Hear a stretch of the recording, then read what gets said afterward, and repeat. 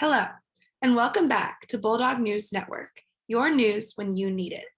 We have a special segment tonight looking back on the infamous HealthSouth financial accounting fraud scandal as we approach the 20th anniversary of its whistleblowing and subsequent SEC investigation. This is a classic story of rags to riches. Richard Scrushy, Aaron Beam, and three others founded HealthSouth in 1984 with a revolutionary idea to take patient rehabilitation out of hospitals and into more cost-effective outpatient facilities. The company was an instant success.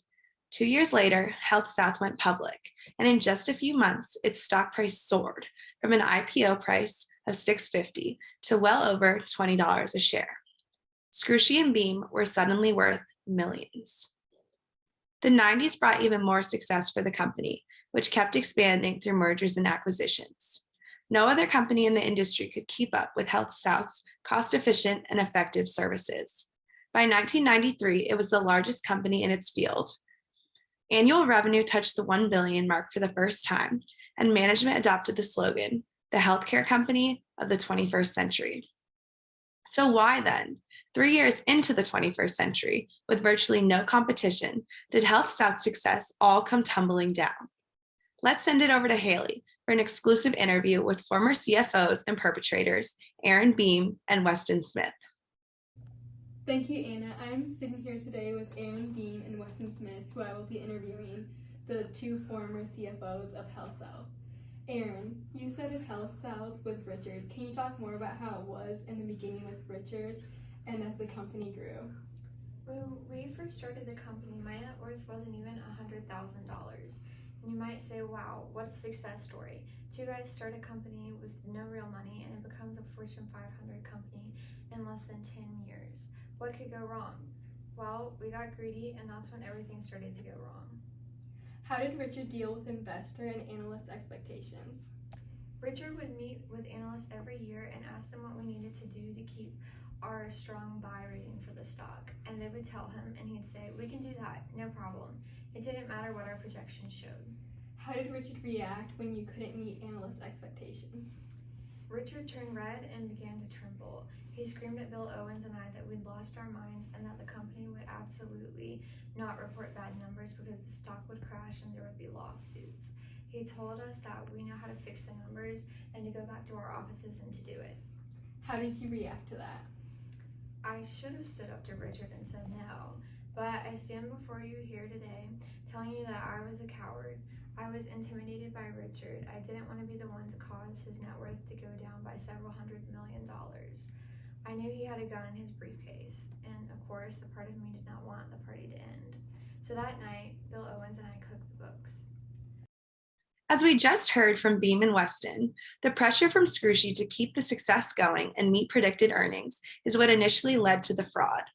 But the fraud lasted for 7 years. So what were the other contributing factors? Next, we'll take a look at the fraud triangle and an analysis of how the fraud was actually carried out. As you can see in the diagram, there are two other factors that lead people to commit fraud: perceived opportunity and rationalization. When Beam told Scrushy they would have to report their first bad quarter in 1996, Scrushy refused. He knew that auditors automatically looked at any transaction over $5,000. So he had an idea. Why not have employees only move small amounts of money at a time, between $500 and $4,999? These small amounts would include improperly capitalizing expenses, overestimating insurance reimbursements, overvaluing fixed assets, and using faulty reserve accounting. Basically, any estimate that could be changed to benefit overall income was changed. When auditors missed it the first quarter, they thought they were safe. Why not do it again next quarter and the quarter after? By the time the fraud was discovered, income for HealthSouth was overstated by almost $5 billion. Over 2 million false journal entries and support documentation were created over the 7 years, all to keep HealthSouth on track with analyst predictions. Weston, can you talk more about what it was like being in the thick of the fraud? It wasn't about right or wrong, it was that we had to hit the numbers. By 2002, the gap between what HealthSouth was reporting and its actual numbers was hundreds of millions of dollars every year. There were as many as 126,000 fraudulent journal entries recorded just in a single quarter. The enormous risk that my team and I were taking could no longer be ignored. How did you feel during that time? I was losing my hair, and when Sarbanes-Oxley came out and I heard about the 20 years in prison, I wanted to leave. But if the first quarter after Sarbanes-Oxley was passed, the CFO quit, the party would be over. Richard said to me that leading a Fortune 500 company was kind of like leading the mafia. You can't just leave. I didn't want to sign the attestation letter, but I did. And later that year, I met with FBI and laid out the whole fraud to them. I knew I was going to prison, and I was scared. But one emotion that was stronger was thank God the line was over. Thank you, Aaron and Weston. Back to you in the studio, Anna. In hindsight, it's easy to say, how did it take them so long to get caught? But if we were HealthSouth auditors, would we have found the fraud? Let's send it over to our forensic accounting expert, Mariana, for an analysis of HealthSouth's financial statements during and after the years of fraud. Thank you, Anna, for passing it over to me. Welcome, viewers, to our famed forensic accounting segment, Fraud Examination Through the Financials.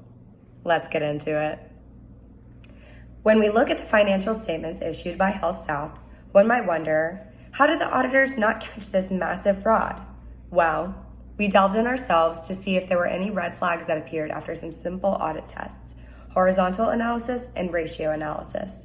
Now we know that the fraud was focused in overstating accounts receivable and cash and understating accounts payable and expenses. But is that obvious from the financial statements? Now we're going to take a look at some graphs that we created. We created this visual by comparing the profit margin of HealthSouth against the profit margin of a similar company, one of their top competitors, HCA, for the years of 2000 and 2001, years ripe with fraud. As you can see, HealthSouth had a significantly higher profit margin, nearly 10%. Something that I find interesting is how it did not change very much from year to year. They were pretty good at hiding their fraud. Even though HealthSouth had a higher profit margin, that does not necessarily mean that they were engaging in fraudulent behavior. They might just have been better at what they did. I would call this a yellow flag, cause for concern, but not necessarily showing that they were engaging in fraudulent behaviors. Next, we compared their profit margin from their restated financials post-fraud to the originals. Just look at that difference. Now we're going to take a look at a percent of total assets chart that we created. Since cash, accounts receivable, and property, plant, and equipment were overstated to conduct the HealthSouth fraud, we compared these as a percent of total assets to competitors, HCA. We used 2001 because it was one of the last years of the fraud. Cash was slightly higher, however, accounts receivable and PPE were actually a lower percentage of total assets compared to HCA. The main difference between the assets of HealthSouth and HCA was intangible assets, including goodwill. HealthSouth's intangibles percent was more than 3 times higher than HCA's intangible assets percent. Since the percent of total assets for HealthSouth was comparable to competitors, we believe this would not have raised any concerns for the auditors. Now we can look at this balance sheet's differences for a 2001 chart. HealthSouth overstated cash, accounts receivable, and PPE to conduct the fraud. We compared the original 2001 financial statement amounts to the restated amounts. All three dropped significantly, PPE being the largest, which went from $2.7 billion to $1.7 billion. Accounts payable was also understated.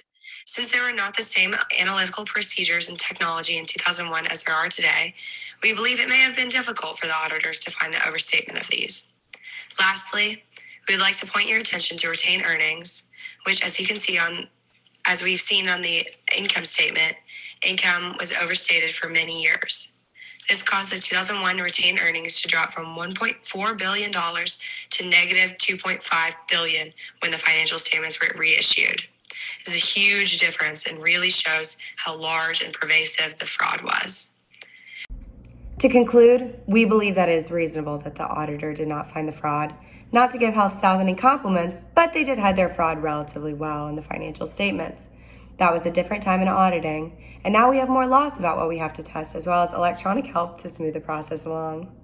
Thank you. Now back to you, Anna. Thank you for joining us tonight for our special segment on the HealthSouth financial accounting fraud. We'll see you next time.